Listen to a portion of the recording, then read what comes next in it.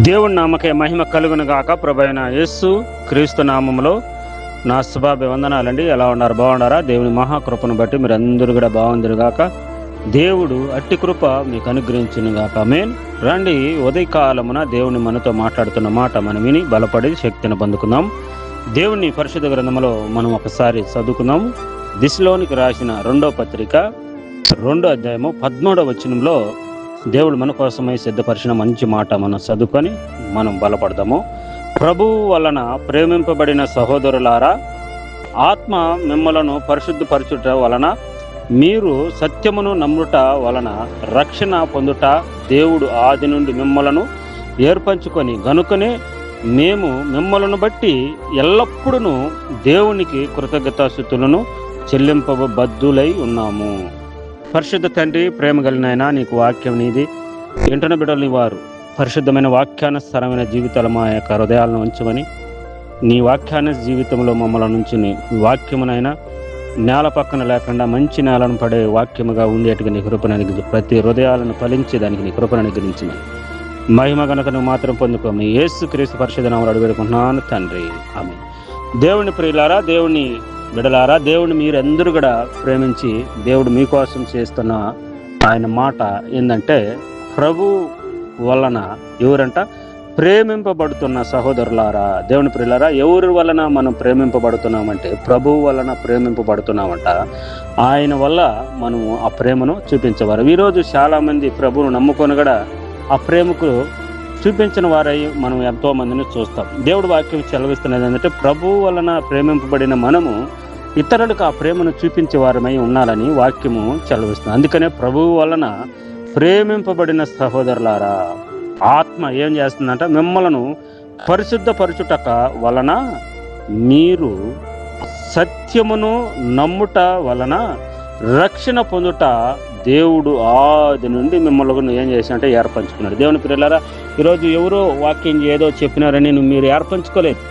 ఎవరో ఏదో చెప్పినారు, వాళ్ళురా మాకు ఈ పని చేసింది, లేకుంటే మేము బాగున్నాం అనే దానికి లేదు. దేవుడు వాక్యం సెలవిస్తున్నది ఏంటంటే, మిమ్మలను ఆది నుంచి ఏర్పంచుకున్నారు. ఇంకా కొంతమంది ఉన్నారు, అందువలనే దేవుడు కొంచెము లేట్ చేస్తాడు. దేవుని ప్రియులారా, దేవుడు రాకడ ఎందువలన లేట్ అవుతుంది అని మనం ఒకసారి ఆలోచన చేసుకుంటే, దేవుడు సెలవిస్తున్న మాట, దేవుడు చెప్తున్న మాట ఏంటంటే, ఇంకా కొంతమంది ఏర్పంచుకున్న వారు ఉన్నారు.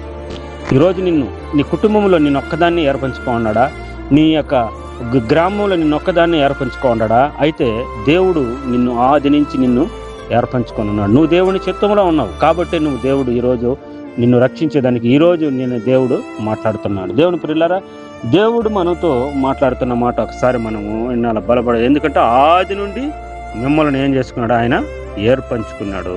కనుక మేము కూడా మిమ్మల్ని బట్టి సంతోషించి ఎల్లప్పుడూ దేవునికి ప్రార్థన చేసి, దేవుని ప్రియులారా, ఈరోజు దేవుడు నమ్ముకున్న వారు కొంతమంది కనపస్తే ఈ లోకంలో అన్నులను చూసినట్టు ఉంటారు. దేవుని ప్రియులారా, దేవుడు వాక్యం సెలవిస్తున్నది ఏంటంటే, నువ్వు సంతోషించాలి.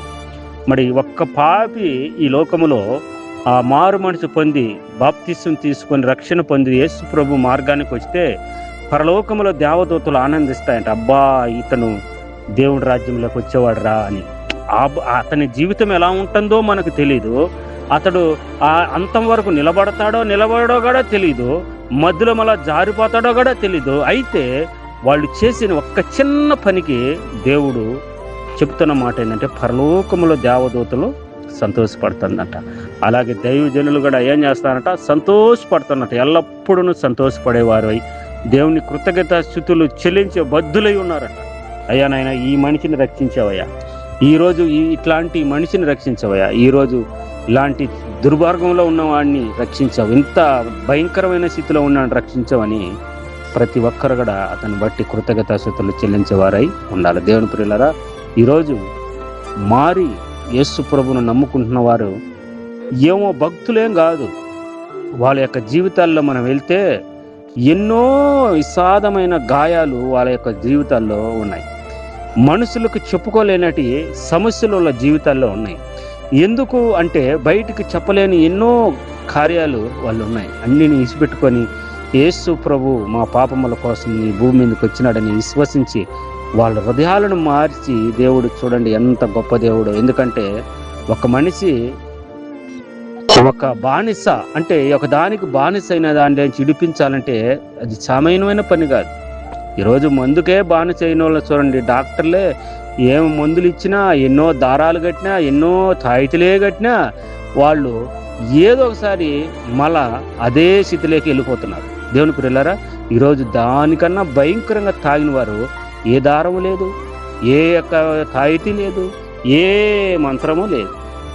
వారు మారి దాన్నంటే అసహించుకొని ఈరోజు పరిశుద్ధమైన వాక్యం చేతబట్టుకొని యేసే నిజమైన దేవుడని బోధించే వాళ్ళు ఎంతమంది ఉన్నారు దేవుని ప్రియులారా?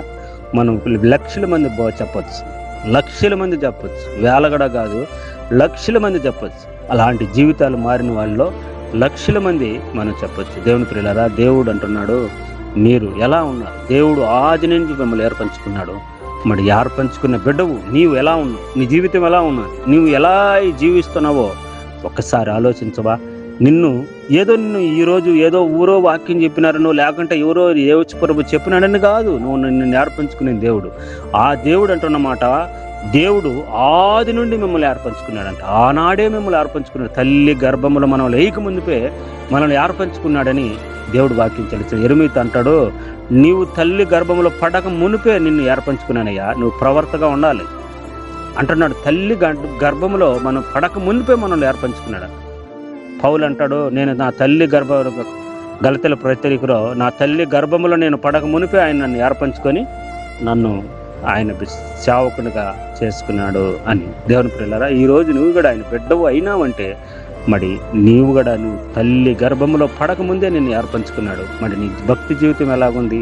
నీ ప్రార్థన జీవితం ఎలాగుంది? నీ చూపు ఎలాగుంది? నీ ఆలోచన ఎలాగుంది? నీ ప్రవర్తన ఎలాగుంది? ఒకసారి ఆలోచించి.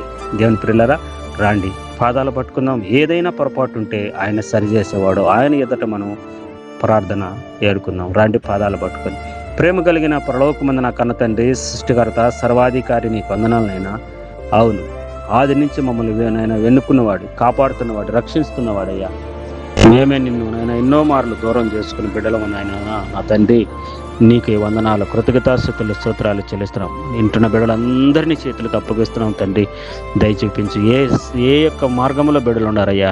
నువ్వు ఆది నుంచి వెన్నుకున్న బిడ్డలు నాయన మళ్ళా జారిపోయేవారు ఉన్నారు. ఇశ్రాయేలు ప్రజలు ఆనాడు అనేకమైన అద్భుతాలు చూస్తూ జారిపోయిన వారు ఉన్నారయ్యా. ఇదే మమ్మలను నాయన తీసుకొని వచ్చిందని నాయన దాని తట్టి తిరిగి నాయన చేసిన వారు ఉన్నారయ్యా.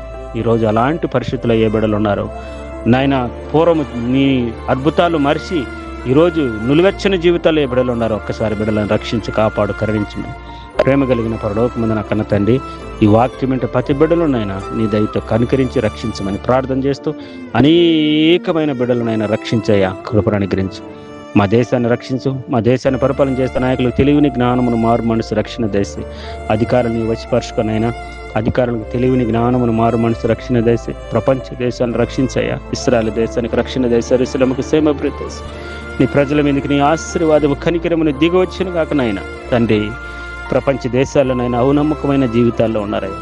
నిజ దేవుని తెలివిన జీవితాల్లో ఉన్నారయ్యా. బిడ్డలు రక్షించినైనా కనికరించి దయ చూపించమని ప్రార్థన చేస్తూ ఏకబంచిన ప్రతి బిడ్డను దీవించి ఆశీర్వదించమని, వివాహ దినాలు, పుట్టినరోజు పండుగలు జరుపుకునే బిడ్డను దీవించిన ఆయన ఆశీర్వదించు. గర్భఫలము లేక అమానాలు ఎందలు పడుతున్న వారికి మంచి గర్భఫలము అనుగ్రహించి నీ కృప కాపుదల దేశమని, ఈరోజు డ్రైవింగ్ చేసుకున్న బిడ్డలకు రాకపోకలు తోడుంచి కాపుదల దేశమని, ఈ శుక్రవార దినాన బిడ్డలందరినీ దీవించి ఆశీర్వదించమని, మహిమ, ఘనత, ప్రభావం నువ్వు మాత్రమే పొందుకోమని మా ప్రభు అయిన యేసుక్రీస్తు సర్వశక్తి కలిగిన నామములో ప్రార్థన మళ్ళీ అడిగి వేడుకొని పొందినాం పరలోకమందు నా కన్న తండ్రి.